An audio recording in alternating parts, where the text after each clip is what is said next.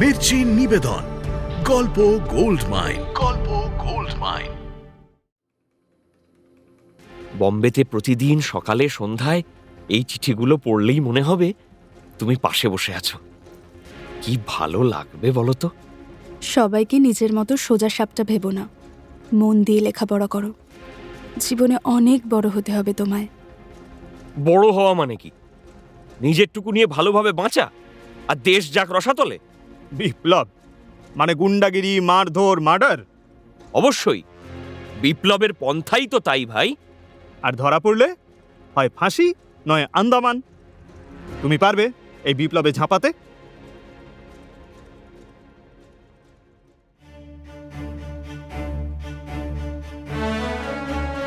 মির্চি গল্প গোল্ড মাইনে আপনাকে স্বাগত। মণিমাণিক্যে ভরা বাংলা সাহিত্যের কিছু কালোজয়ী উপন্যাস ও গল্প দিয়ে সাজানো আমাদের এই মির্চি গল্প গোল্ড মাইন। শুনছেন 2025 সালে দেবারতী মুখোপাধ্যায়ের লেখা রোমাঞ্চকর উপন্যাস উল্লাসকর, যেটি প্রকাশিত হয়েছে দ্বীপ প্রকাশন থেকে। শুনছেন উল্লাসকর, পর্ব 6।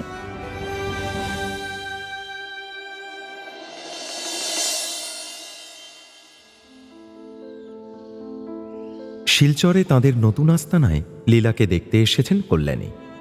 রয়েছে উল্লাসকরের আদরের প্যাঁকাটি মানে কমলাও। তাঁদের সামনেই বৃদ্ধ উল্লাসকর অত্যন্ত উত্তেজিত হয়ে উঠলেন।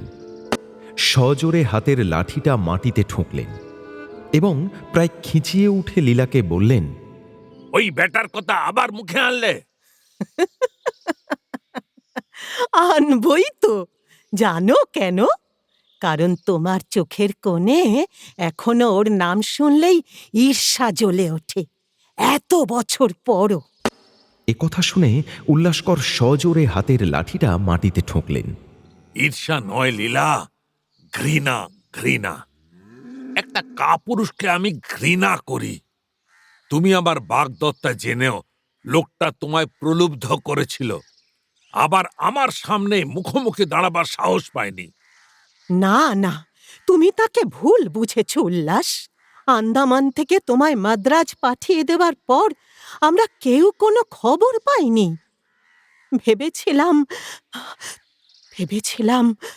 ভেবেছিলে আমি মরে গেছি, তাই ওই নৃপেন বাঁদর লেজ উঁচিয়ে এন্ট্রি নিয়েছিল। বৃদ্ধ উল্লাসকরের এতটা উত্তেজিত হয়ে ওঠার কারণ একটাই, নাম নৃপেন। লীলার প্রথম স্বামী তিনি।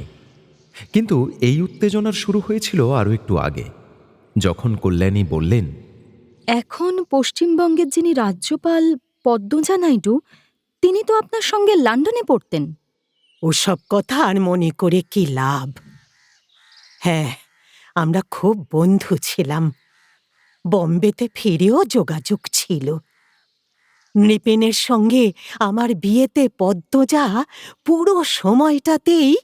লীলার কথার মাঝেই উল্লাসকর হঠাৎ খাপ্পা হয়ে গেলেন।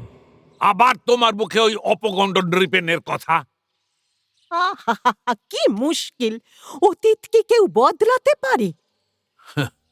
অতীত খুঁড়তে গেলে তবে আরো অতীতে যাও। সেই হাজরা পার্কের বাড়ির ছাদের অতীতে ফেরো। তোমার ওই বিয়েকে বিয়ে বলে আমি মানি না। ভাগ্যিস বেটা অ্যাক্সিডেন্টে মরেছিল।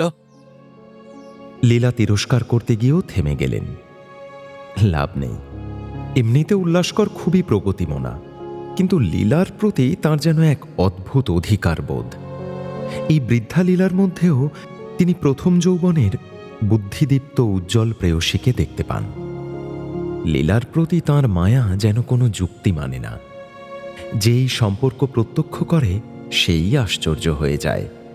এ যেন কোনো পূর্বজন্মের বন্ধন। তবে প্রেমতলার এই বাড়িতে এসে থেকে লীলার মন আগের চেয়ে অনেক ভালো থাকে। নিয়তিবালা কাজে যাওয়ার আগে তার ছেলেটাকে এখানেই রেখে যায়। উল্লাসকর দিব্যি নাতিকে নিয়ে মেতে থাকেন।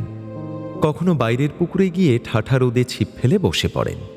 অনেকেই এখানে দেখা করতে আসে, বিভিন্ন সাংস্কৃতিক সংস্থা থেকে। কিছু বাচ্চা ছেলে মেয়েও আসে। উল্লাসকর আর লীলা দুজনেই তাদের ভালোবাসেন। এখন যেমন কমলা এসেছে, মেয়েটা ভারী ভালো, কিন্তু বড্ড রোগা। উল্লাসকর ওর নাম দিয়েছেন প্যাঁকাটি। লীলা মুখ টিপে হেসে স্বামীকে আরেকটু রাগিয়ে দিলেন। ছি ছি, দেখছিস প্যাঁকাটি, একজনের মরার কথায় তোর বোমদাদুর কত আনন্দ। কমলা ফিক করে হেসে ফেলল। উল্লাসকর মোটেই অপ্রস্তুত হলেন না, মাথা দোলালেন। আনন্দ তো বটেই, কত বড় সাহস আমার হবু বউকে বিয়ে করে বসে। এদিকে যেদিন পেটাতে গেলাম, ভয়ে দরজা বন্ধ করে ঘরে লুকিয়ে থাকলো। এই তোমার বীর পুরুষ। পেটাতে যাবার কথা শুনে কমলা এবার অবাক চোখে বলল, তুমি তাকে পেটাতে গেছিলে বোমদাদু? তা পেটাবো না তো কি ধূপধনো দিয়ে পুজো করব? যেদিন খবর পেয়েছি সটান বোম্বে ট্রেনে উঠে বসে পড়েছি। বোম্বে স্টেশনে নেমে সোজা চলে গেছি বাড়ি। ভাগ্যিস নিরঞ্জন ঠিকানাটা দিয়েছিল। এ তো পুরো দিলীপ কুমার। কি কুমার? নামটা উল্লাসকর ঠিক শুনতে পেলেন না। কমলা হেসে বলল, ও তুমি চিনবে না গো বোমদাদু, বম্বের এক কুর্তি নায়ক আজাদ বলে একটা সিনেমা করে খুব নাম করেছে। তোমার মতোই হিরো, দারুণ মারপিট করে। হিরো শুধু মারপিট করে হয় বুঝি? লীলা আবার ইচ্ছে করে খোঁচা দিয়ে উল্লাসকরকে শুনিয়ে কমলাকে বলতে লাগলেন, লন্ডনে থাকার সময় হাইট পার্কে আমি আর নৃপেন গল্প করতে করতে কত হাঁটতাম।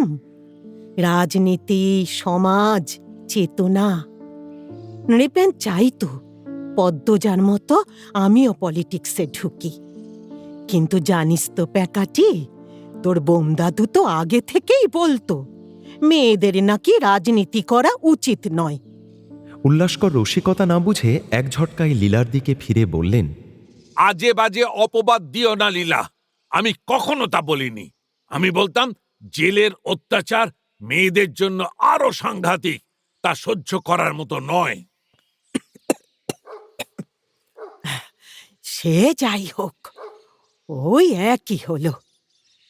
নৃপেন কিন্তু তা বলতো না, বলতো তোমার মস্তিষ্ক শার্প, এত জোরালো যুক্তি, চাইলে পার্লামেন্ট কাঁপিয়ে দিতে পারো। ওই ব্যাটার কথা আবার মুখে আনলে? আনবই তো। জানো কেন?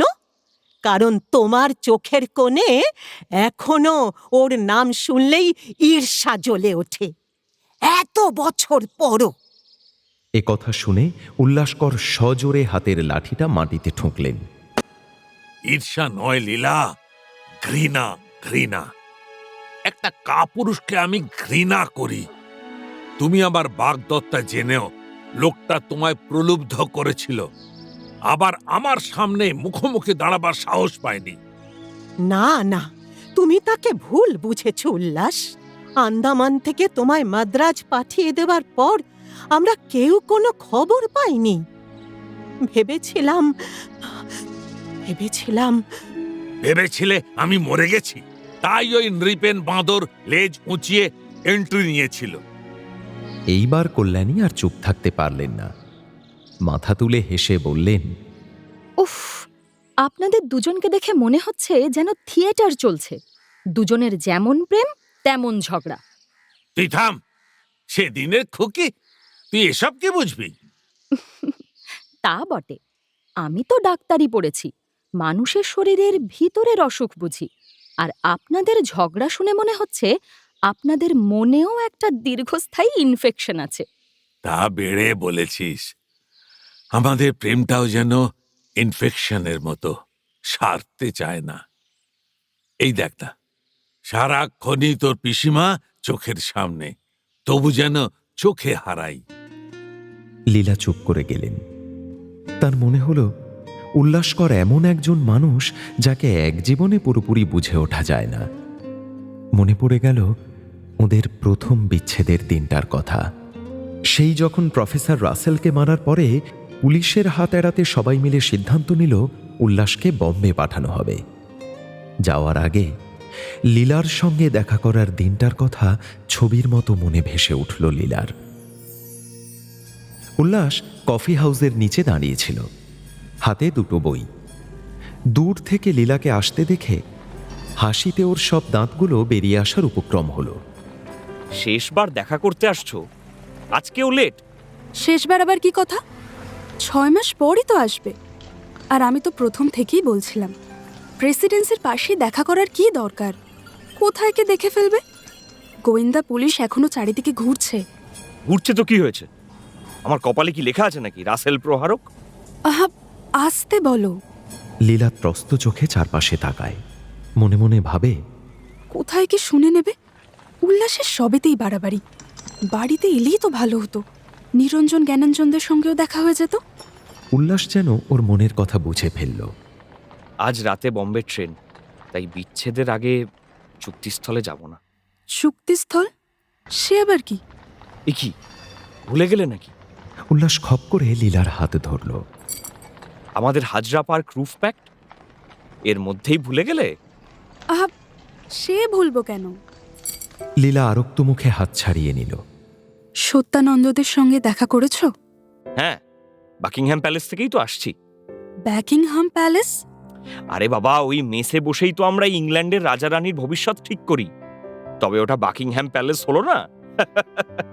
মেসের সামনের ফাঁকা জমিটা হলো গিয়ে হাইট পার্ক। কি বললো তোমার বন্ধুরা? তারা এখন খুব ব্যস্ত, মন্দির গড়ার প্রস্তুতি নিচ্ছে। মন্দির? সেই যে ভবানী মন্দির। দেশের বিভিন্ন কোনায় কোনায় ভবানী মন্দির গড়ে তোলা হবে। দুর্গম পাহাড়ের গুহায় গুহায় এই মন্দির তৈরি হবে। সেই মন্দিরগুলোর লক্ষ্য হবে একটাই, দেশ মুক্তি। সারা দেশের লোকের থেকে চাঁদা তুলে কাজ হবে। তারপর মা ভবানীর নাম নিয়ে দেশোদ্ধারে ঝাঁপিয়ে পড়তে হবে। ব্যাস। বাবারে, এ তো সেই অরবিন্দ বাবুর গুপ্ত বইয়ের ডায়ালগ মনে হচ্ছে। আমারও কেমন সন্দেহ হচ্ছে অরবিন্দই এর পেছনে আছেন। মন বলছে তিনি শিগগিরই ফিরে আসবেন বাংলায়। ইস, আর এই সময় কিনা আমাকে চলে যেতে হচ্ছে।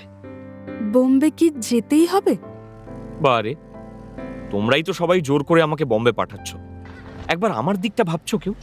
বম্বেতে সত্যানন্দদের মেস আছে, এই বঙ্গভঙ্গের তেজ আছে। আর তুমি, তোমায় ছেড়ে থাকতে আমার মন খারাপ হবে না বুঝি? অভিমানী হয়ে পড়লে উল্লাস যেন একেবারে শিশু হয়ে যায়। লীলার চোখে জল এলো। দ্রুত মুখ ফিরিয়ে চোখের জল মুছে নিল।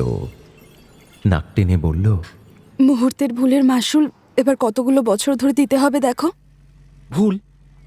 ওই বজ্জাত রাসেলকে উত্তম মধ্যম দেওয়াটা ভুল? আস্তে, নামটা আস্তে বলো। ওই একজনকে পিটিয়ে কি হবে? দেশকে মুক্ত করতে গেলে চাই সংঘবদ্ধ পরিকল্পনা।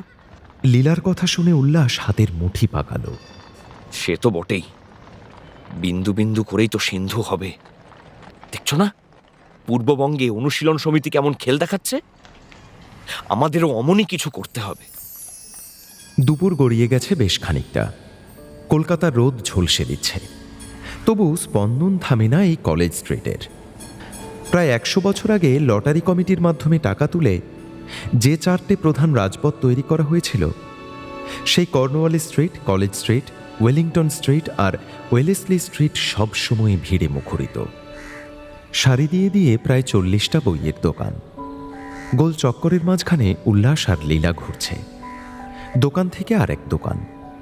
বাতাসে ভেসে আসছে পুরনো কাগজ, ঘুগনিমুড়ির মশলার গন্ধ। দু একটা কাকের ডাক। প্রেসিডেন্সি কলেজ, কলকাতা বিশ্ববিদ্যালয়, হিন্দু স্কুল আর হেয়ার স্কুল সবই এই চত্বরে। বঙ্গভঙ্গের পর থেকে বারবার প্রতিবাদে সোচ্চার হচ্ছে এই পাড়া। চ্যাটার্জি ব্রাদার্সের দোকানে গলা বাড়িয়ে একজন বলছেন, ওহে, বিষবৃক্ষ আছে? পাশেই দাঁড়িয়ে এক তরুণ গুছিয়ে নিচ্ছেন পকেটের নোটগুলো। দাম চোকাতে হবে। এখানকার বেশিরভাগ দোকানেরই মাথায় পুরনো চটের ছাউনি, মাঝে মধ্যে হেলে পড়ে। গরমে তবু ছায়া যোগায় খানিক। দোকানদাররা অনেকেরই খদ্দেরের মুখ চেনে। এই যে মাস্টার মশাই, সিটি কলেজ থেকে তো? বিক্রির চেয়েও সম্পর্কের তাপ বেশি। দাশগুপ্ত অ্যান্ড কোম্পানির দোকানের বাইরের চাতালে চায়ের ভাঁড় হাতে এক যুবক দাঁড়িয়ে মুখ গুঁজে রয়েছে evolution of the Aryan race বইতে। দুপা দূরে এক ইংরেজ সাহেব পাঁজরে হাত দিয়ে কি একটা বই খুঁজছেন। মাঝে মধ্যেই ছুটে যাচ্ছে ঘোড়ার গাড়ি। লীলা এক জায়গায় দাঁড়িয়ে দুটো ডাব কিনল।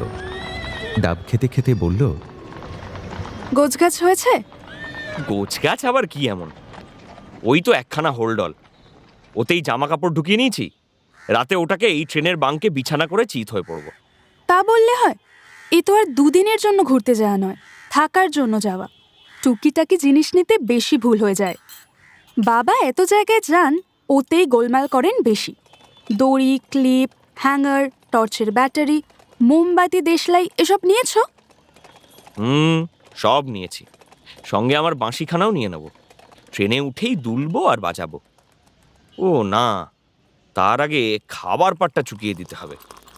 মাকে বলেছি লাল আটার পরোটা আর সাদা ময়দা লুচি করে দিতে, সঙ্গে কালো জিরে আর কাঁচা লঙ্কা ছড়ানো ধবধবে আলু ছেঁচকি। ওখানে গিয়ে তো আর এসব কিছুই মিলবে না।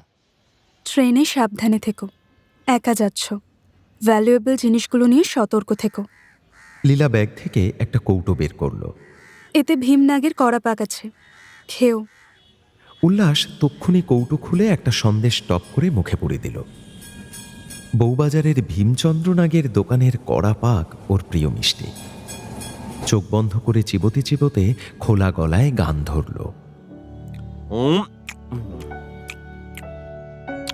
আহা, ঘিয়ে ভাজা তপ্ত লুচি, দুচারি আদার কুচি, কচুরি তাহাতে খান দুই, ছকা আর শাক ভাজা, মতিচুর বোঁদে খাজা, ফলারের জোগাড় বড়ই। পাশ দিয়ে পথচারীরা কৌতূহলী চোখে দেখতে দেখতে যাচ্ছে। উল্লাসের কোনো ভ্রুক্ষেপ নেই। খোলা গলায় গাইছে আর একটা করে মিষ্টি মুখে পড়ছে। লীলা হাসি চেপে কৌটোটা টেনে নিল। এখনই সব খেয়ে নিলে ট্রেনে খাবে কি? আরে বাবা, তখন তো গানটা গাইবো, তাতেই মিষ্টির স্বাদ চলে আসবে মনের মধ্যে, আর তুমিও চলে আসবে। ডন সোসাইটিতেও তো আর যাওয়া হবে না। রবিবাবুর কটা গান শিখলে তবে? জানো, বঙ্গভঙ্গের পর থেকে মাত্র 1.5 মাসে রবিবাবু 22-23টা স্বদেশী গান লিখেছেন। 15টা তুলে ফেলেছি, বাকিগুলো লিখে নিয়েছি। সত্যানন্দ চিঠিতে স্বরলিপি পাঠাবে বলেছে। ব্যাটাকে সন্ধ্যা পত্রিকার ভালো ভালো কপিগুলো পাঠানোর কথা বলে এসেছি। হঠাৎ উল্লাসের কি যেন একটা মনে পড়ে গেল। ডাবটা শেষ করে ছুঁড়ে ফেলে কাঁধের ঝোলা থেকে একটা খাম বের করতে করতে বলল, এই দেখেছো, আসল জিনিসটাই ভুলে গিয়েছিলাম। এই নাও, এগুলো ধরো। লীলা জিজ্ঞাসু চোখে খামটা নিল। শক্ত কাগজের মোটা খাম, ভেতরে দিস্তে দিস্তে হাতে লেখা কাগজ। ও বলল, এগুলো তো আমারই চিঠি, তোমায় লেখা। মোট 119টা। এই খামটাই আমার বোম্বে যাওয়ার সবচেয়ে ভ্যালুয়েবল প্রপার্টি। এবার উল্লাস লীলার চোখে চোখ রাখল। গলার স্বর খানিকটা বদলে গেল। বলল, এবার প্রত্যেকটা চিঠিতে ভালো করে তোমার হাতখানা মাখিয়ে দাও তো।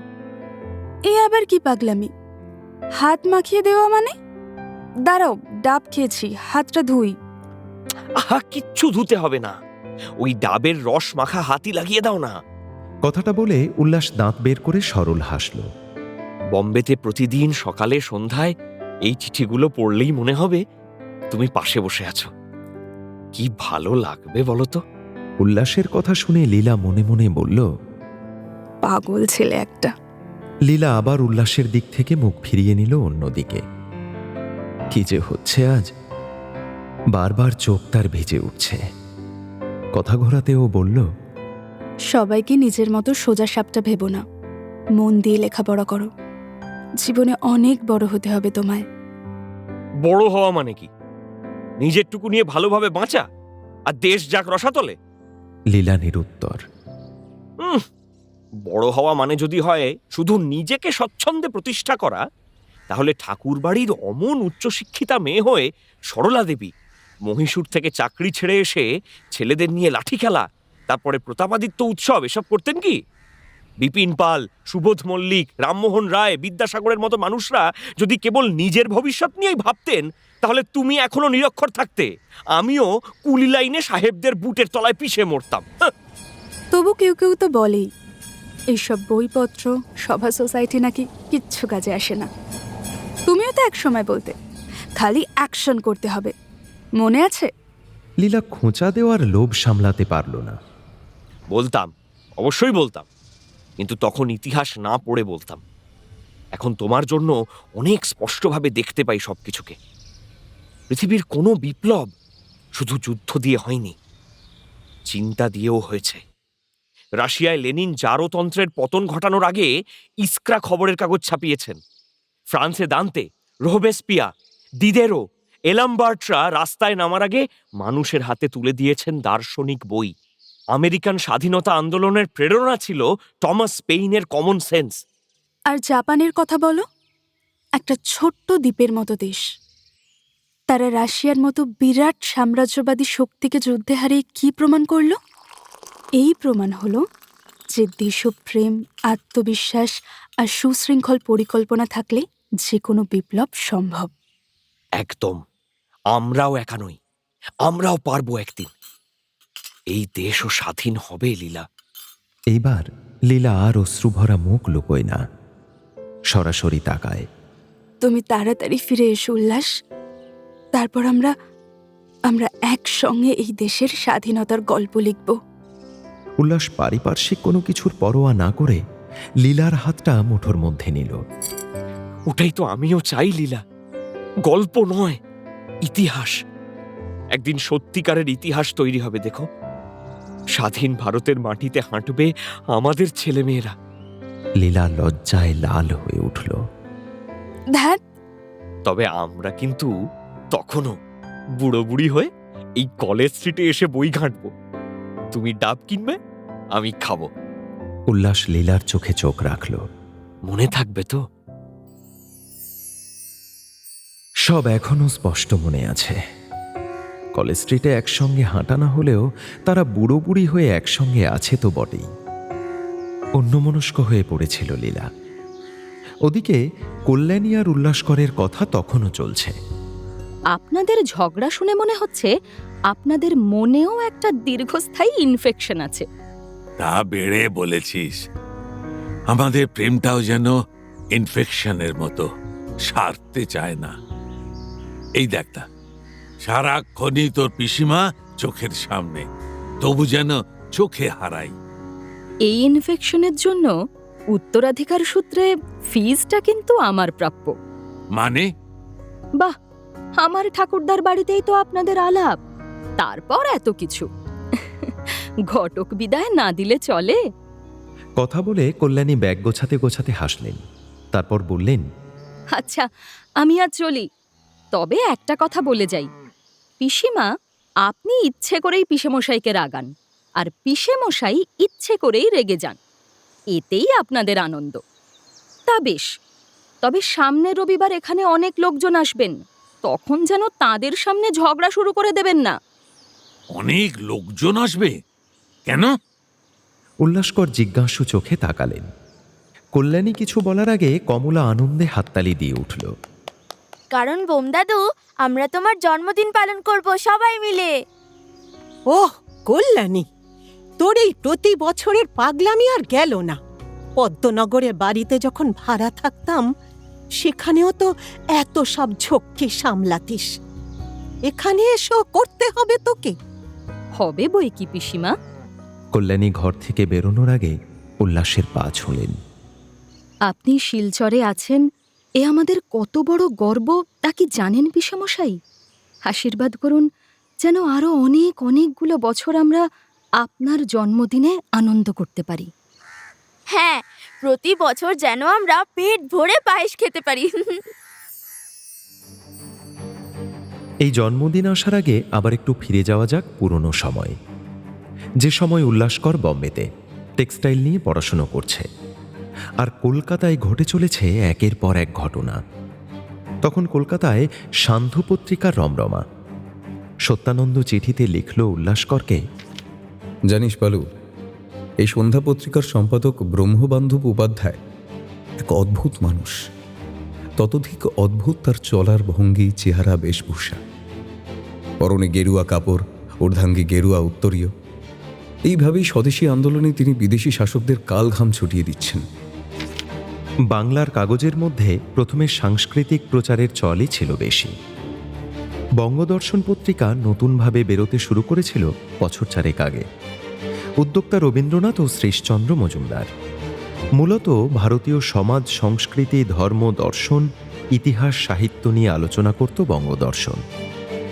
সতীশ মুখার্জির ডন পত্রিকাও খানিকটা তাই। সুরেন্দ্রনাথ ব্যানার্জির বেঙ্গলি যা রাজনৈতিক কথাবার্তা বলতো, তাও নরমপন্থী এবং অভিজাত সুরে। সত্যানন্দ জানিয়েছে, এরকম অবস্থায় বছরখানেক আগে থেকে সন্ধ্যা পত্রিকা বেরোতে শুরু করার পর থেকে বাংলা সাংবাদিকতা যেন এলিট শ্রেণীর বৈঠকখানা থেকে বেরিয়ে চলে এসেছে একদম হাটে, মাঠে, বাজারে, আম জনতার মাঝে। প্রতিদিন সন্ধ্যাবেলায় বাজারে আসে, তাই নাম রাখা হয়েছে সন্ধ্যা। তাই কাগজ বাজারে আসা মাত্র সব মহল্লায় সাড়া পড়ে যায়, ফেরিওয়ালাদের কাছে জমে ভিড়। তার মূল কারণ সন্ধ্যার ভাষা, যেমন সহজ সরল, মেঠো, গ্রাম্য ভাষা, তেমনই রগুড়ে। লোকে পড়তে পড়তে ওর গায়ে গড়িয়ে পড়ে। মুদি ময়রা থেকে দোকানদার, ট্রামের কন্ডাক্টর থেকে বাড়ির মহিলারা, সবাই বিকেল গড়াতে না গড়াতেই হাপিত্তেশ করে বসে থাকে সন্ধ্যার জন্য। প্রথম প্রথম সন্ধ্যার সুর ছিল মাঝারি, জাতিকে আত্মস্থ করা, জাতির মনকে স্বদেশপ্রেমী করা, এই সব। কিন্তু বঙ্গভঙ্গের পরই সেই নিরীহ খোলস ছেড়ে বেরিয়ে রুদ্র মূর্তি ধারণ করেছে সন্ধ্যা। সম্পাদক ব্রহ্মবান্ধব ক্রমাগত তাতে ইংরেজ শাসককুলকে ব্যঙ্গ বিদ্রুপ করে চলেছেন। চাবুকে চাবুকে জর্জরিত করে দিচ্ছেন শান্তশিষ্ট বাঙালি জাতিকে। বলছেন, ওঠো, হীনমন্যতা ত্যাগ করো, ভেঙে ফেলো ভয়, লড়তে শেখো। ব্রহ্মবান্ধব উপাধ্যায়ের পূর্বাশ্রমের নাম ভবানীচরণ বন্দ্যোপাধ্যায়। পড়তেন বিদ্যাসাগরের মেট্রোপলিটন কলেজে। তাঁর কলেজেই পড়তেন সুরেন্দ্রনাথ ব্যানার্জি। আজকের প্রৌঢ় সুরেন্দ্রনাথ তখন দেশের তরুণ একচ্ছত্র নেতা, তেমনই জনপ্রিয় ইংরেজির অধ্যাপক। তাঁর ক্লাসে নিজের কলেজের ছাত্রটা তো বটেই, অন্য কলেজের ছেলেরাও এসে ভিড় জমায়। কিন্তু সুরেন্দ্রনাথের নরমপন্থী ভাবাদর্শ ছাত্র ব্রহ্মবান্ধবের পোষাচ্ছিল না। যুদ্ধ করার জন্য তার রক্ত তখন টকবক করে ফুটছে। অস্ত্রচালনা শিখতে বার দুয়েক গোয়ালিয়রে গেলেন, কিন্তু কিছু লাভ হলো না। তারপর কেশবচন্দ্র সেন শ্রীরামকৃষ্ণের কাছে যাওয়া আসা শুরু। ব্রাহ্ম ধর্ম গ্রহণ, পরে আবার খ্রিস্ট ধর্ম গ্রহণ। প্রথমে প্রোটেস্ট্যান্ট, পরে রোমান ক্যাথলিক, তারপর সন্ন্যাস নিয়ে ফিরে এলেন সেই হিন্দু ধর্মেই। সব জায়গায় প্রচার করতে লাগলেন কিভাবে বেদান্তের ওপরেই প্রতিষ্ঠিত হয়েছে হিন্দু ধর্ম। খ্রিস্টান ধর্মমণ্ডলী বহিষ্কার করল, তাতে তিনি ভ্রুক্ষেপও করলেন না। ইংল্যান্ডে গিয়ে অক্সফোর্ড, কেমব্রিজেও বেদান্ত প্রচার করলেন। সব সেরে দেশে ফিরে প্রায়শ্চিত্ত করে হলেন হিন্দু। আর এদিক ওদিক নয়, ঝাঁপিয়ে পড়লেন দেশের কাজে। লক্ষ্য এক ও অভিন্ন, স্বরাজ, পূর্ণ স্বাধীনতা। পালু, ব্রহ্মবান্ধব মহাশয় কোনো কিছুর পরোয়া করেন না। সন্ধ্যায় সরাসরি লেখেন, ফিরিঙ্গিরা হলো সমাজের অতি নিকৃষ্ট জীব। আমরা ওই বিদেশি ব্যবসায়ীদের থেকে পূর্ণ স্বাধীনতা চাই। আমরাই আমাদের দেশের মালিক হতে চাই। জাতীয় কংগ্রেসের নরমপন্থী হাবভাব তার দু চোখের বিষ। কংগ্রেস 18,000 টাকা খরচ করে সব বিলিতি কাগজের সম্পাদকদের একবার আপ্যায়ন করল, যাতে এরপর থেকে তারা ভারতের হয়ে কথা বলে। ব্রহ্মবান্ধব তার তীব্র সমালোচনা করে লিখলেন, ওই 18,000 টাকায় 50,000 লাঠি কিনে দেশের লোকেদের মধ্যে বিলোলে বরং কাজের কাজ হতো। এহেন ব্রহ্মবান্ধব কিছুদিন আগেই লিখেছেন, বাংলা ভাগের পর এখন দুই বাংলায় দুই ছোট লাট। এই বাংলায় অ্যান্ড্রু ফ্রেজার আর পূর্ব বাংলায় ব্যামফিল্ড ফুলার। কিন্তু দুজন ছোট লাট তো বলা যাবে না। অ্যান্ড্রু হলো ছোট লাট আর ফুলার হলো গিয়ে খুদে লাট। লোকে পড়ে হেসে গড়াগড়ি। সন্ধ্যার জনপ্রিয়তা ব্যাপক। যারা সুরুচি সম্পন্ন বিদ্যাভিমানী দাবি করে সন্ধ্যার ভাষা ও রুচির নিন্দা করেন, তাঁদেরই আবার সন্ধ্যা পেরোলে সন্ধ্যা না পড়লে চলে না। সেদিন সন্ধ্যাবেলা ব্রহ্মবান্ধব বসে বসে একখানা মুচমুচে সম্পাদকীয় লিখছিলেন ইংরেজ দলের ফুটবল নিয়ে। লেখার নাম হল গোদা পায়ে ভোঁতা লাথি। পত্রিকার ম্যানেজার শারদাচরণ 18-19 বছরের সদ্য যুবা। সে ঘরে ঢুকে বলল, আর পারা যাচ্ছে না বারুজ্জে মশাই। কেন, আবার কি হলো? জবর দৃশ্য দেখে এলুম আজ। কেমন কেমন, বলো বলো শুনি। ব্রহ্মবান্ধব লেখা থামিয়ে সারদাচরণের দিকে চোখ তুললেন।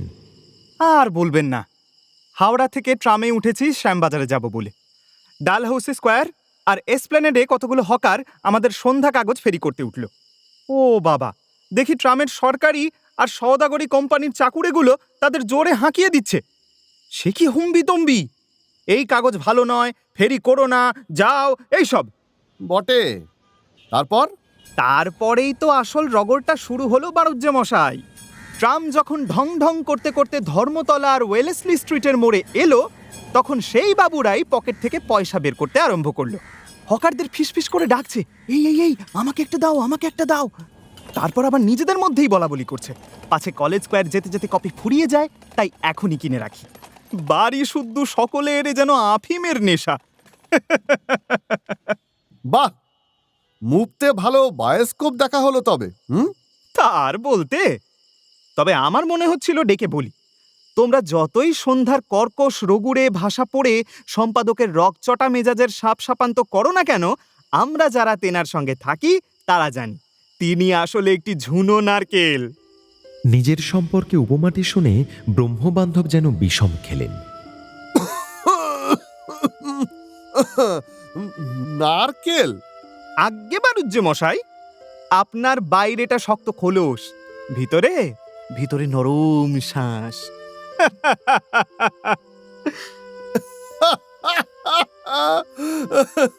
তা বটে, বেড়ে বলেছিস। হ্যাঁ, তবে কি জানিস, রাগ দেখাতে গেলে হক ডক করে দেখাতে হয়।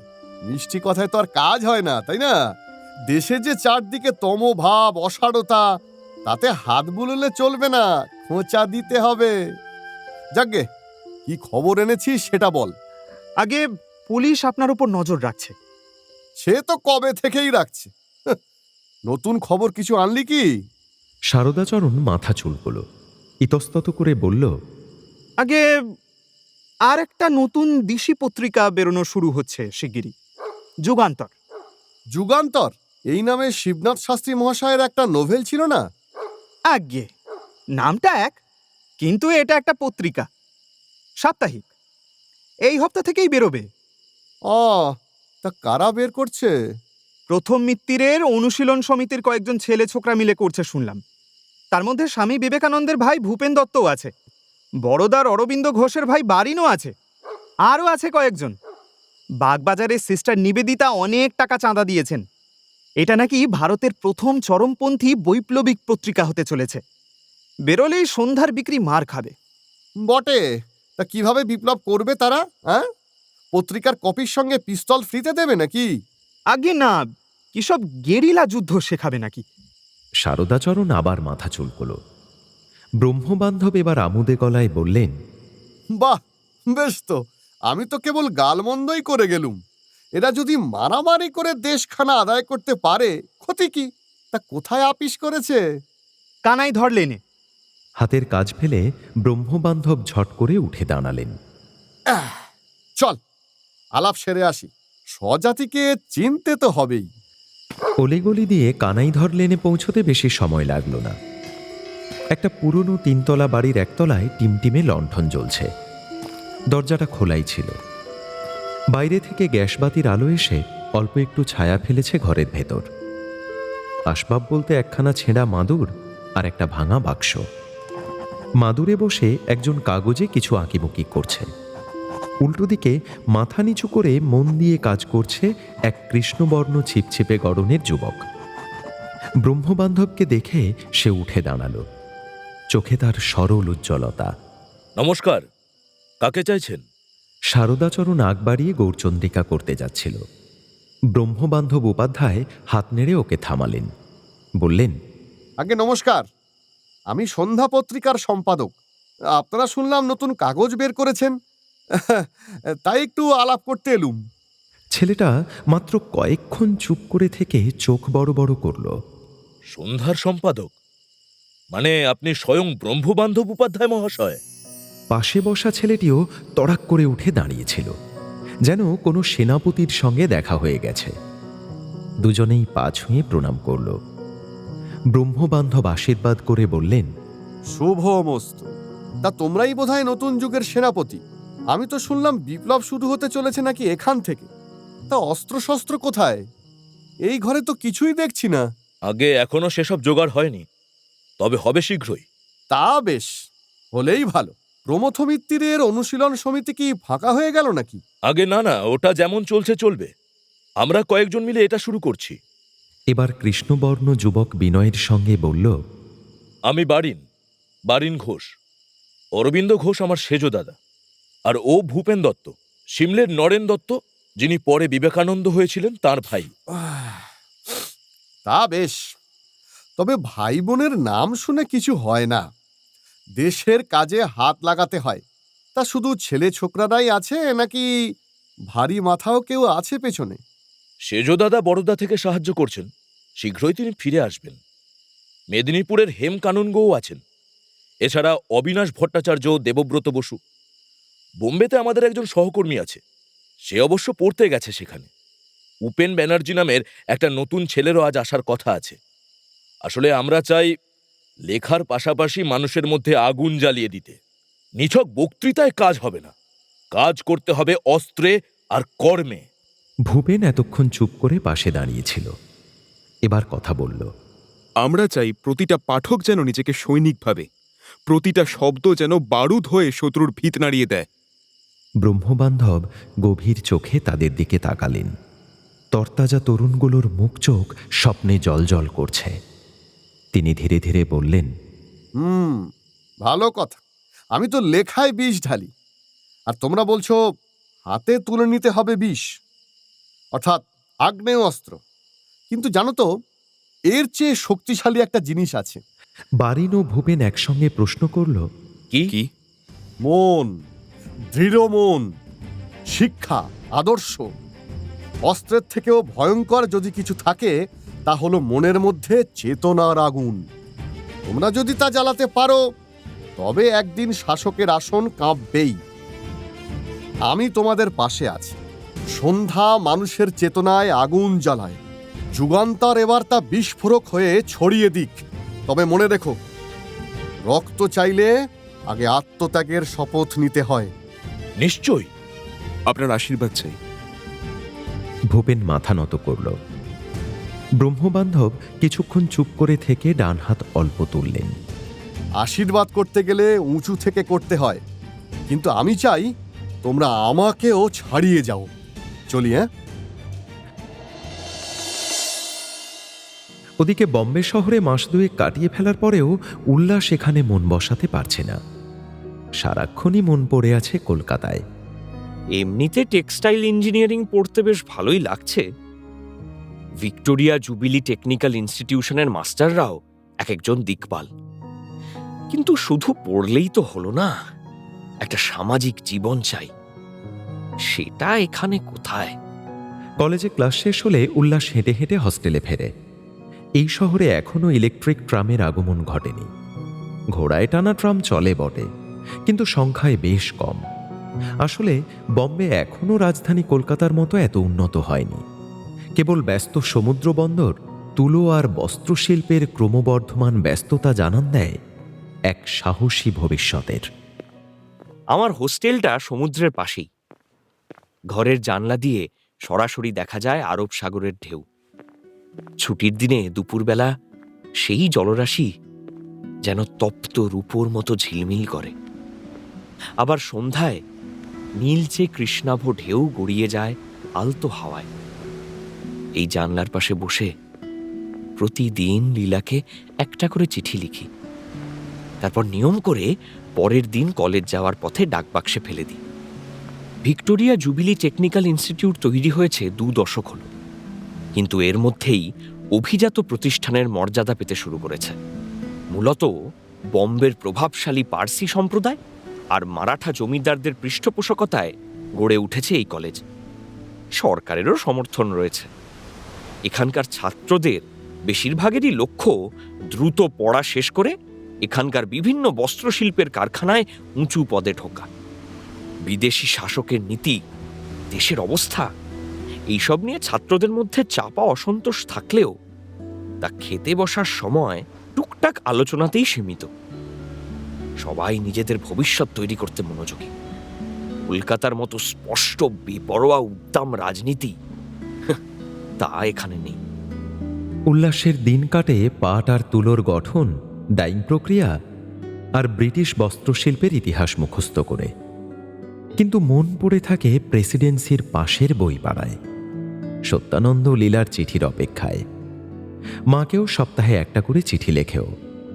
বোন লাবণ্য বেশিও গোটা গোটা অক্ষরে চিঠি পাঠায়। তুই চলে যাওয়ার পর বাড়িটা খুব ফাঁকা হয়ে গেছে। বিরক্তিকর দাদা তো বিলেত চলে গেল। মেজদা, তুই কবে আসবি?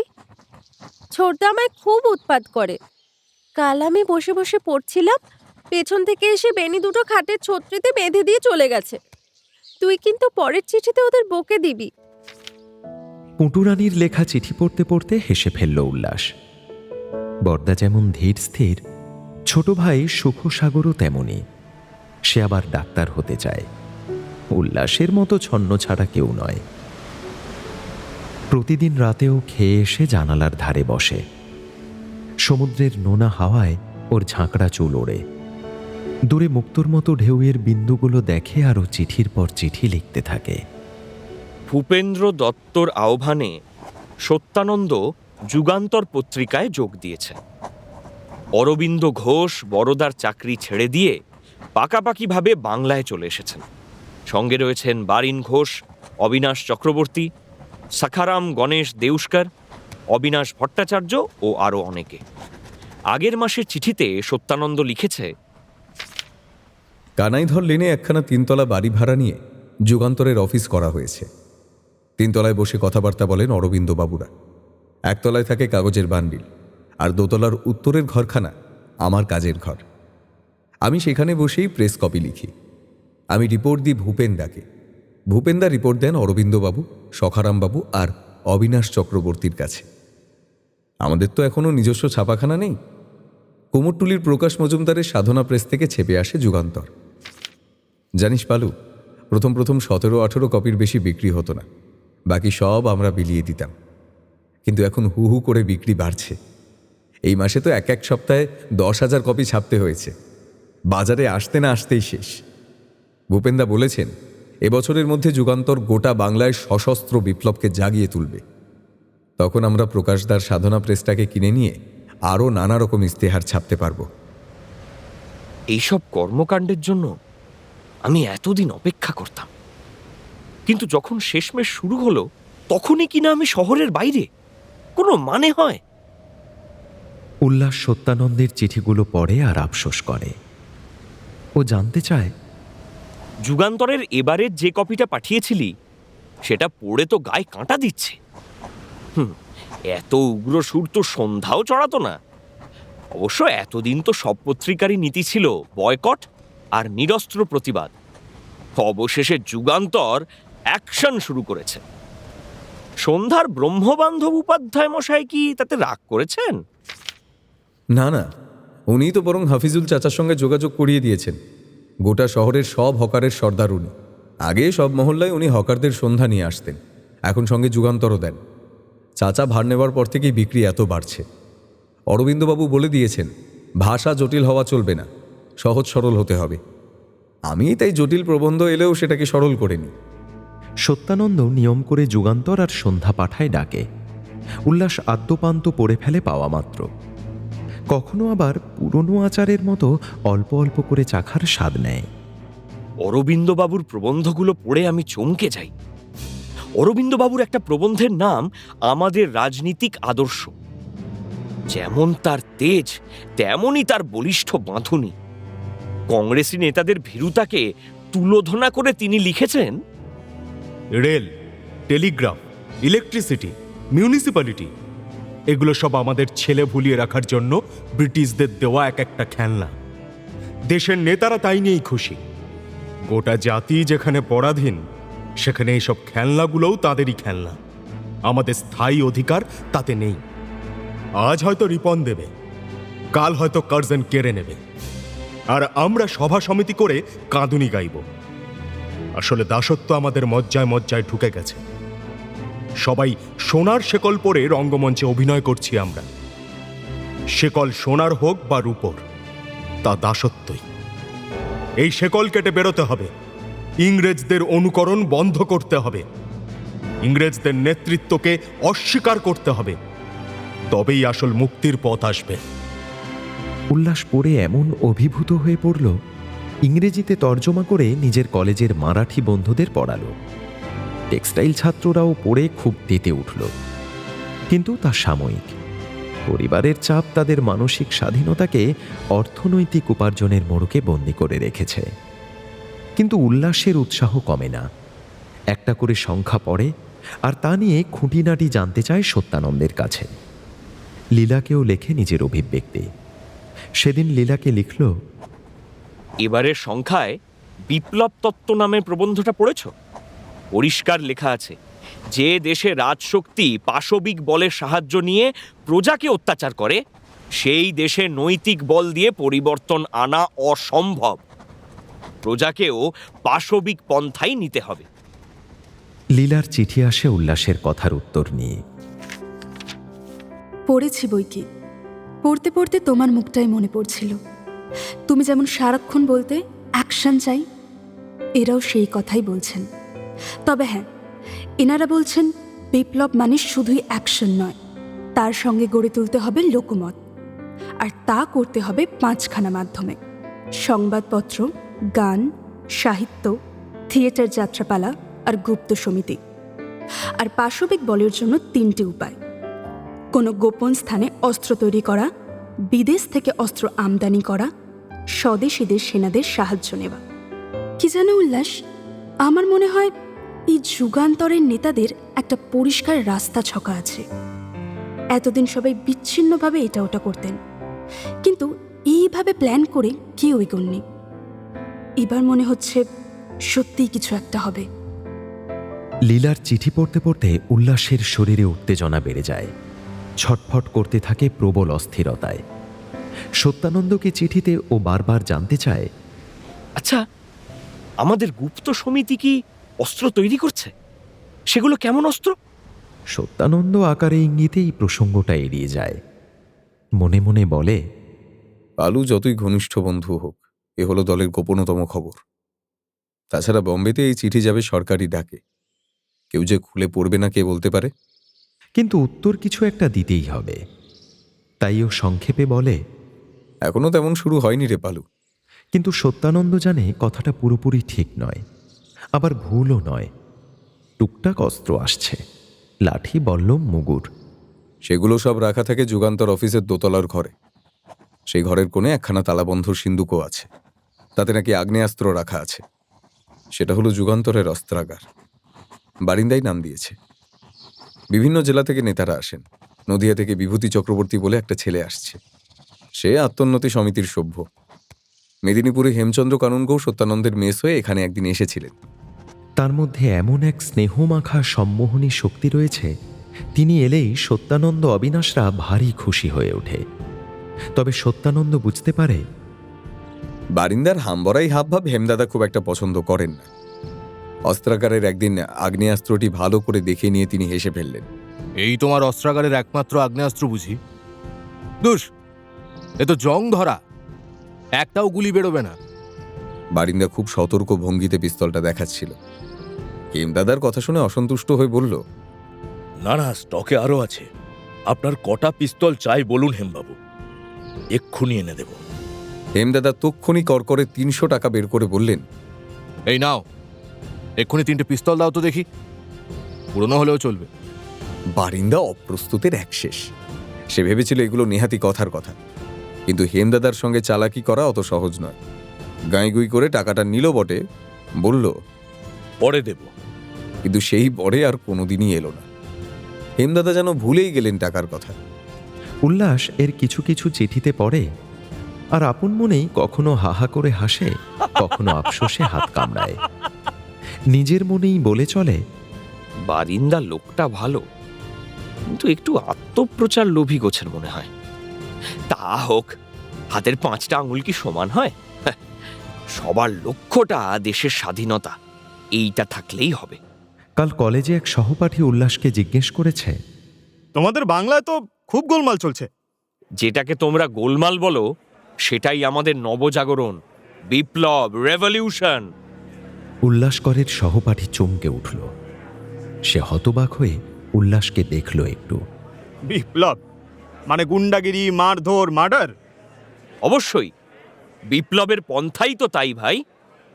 আর ধরা পড়লে হয় ফাঁসি নয় আন্দামান। তুমি পারবে এই বিপ্লবে ঝাঁপাতে? প্রাণ যাবার ভয় করবে না?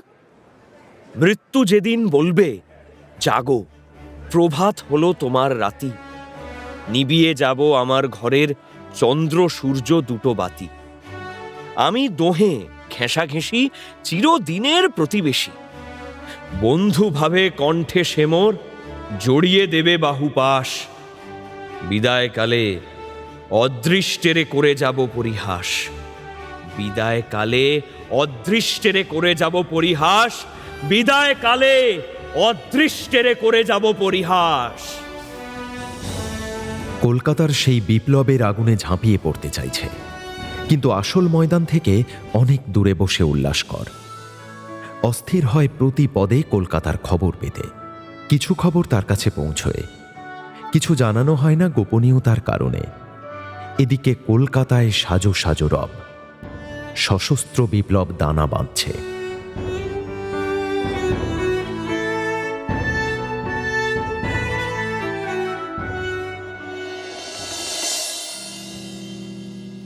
আজ শুনলেন দেবারতী মুখোপাধ্যায়ের লেখা উল্লাসকর পর্ব 6। নাট্যরূপ অর্পিতা চট্টোপাধ্যায়, উপস্থাপনায় শিবাশিস বন্দ্যোপাধ্যায়, পরিচালনায় দেবলীনা আচার্য, বিশেষ তত্ত্বাবধানে সৌভিক গুহ সরকার, সৃজনশীল পরিচালনায় ইন্দ্রাণী চক্রবর্তী, প্রযোজনায় ভিজুয়াল অডিও।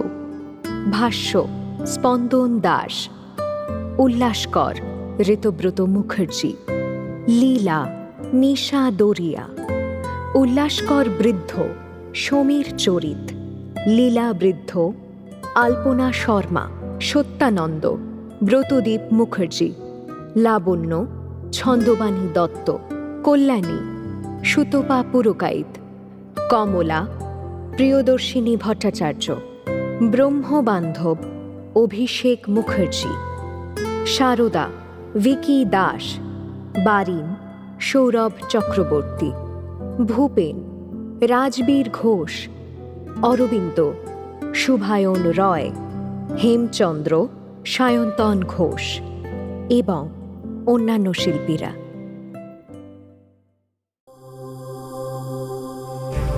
মির্চি নিবেদন গল্প গোল্ড মাইন।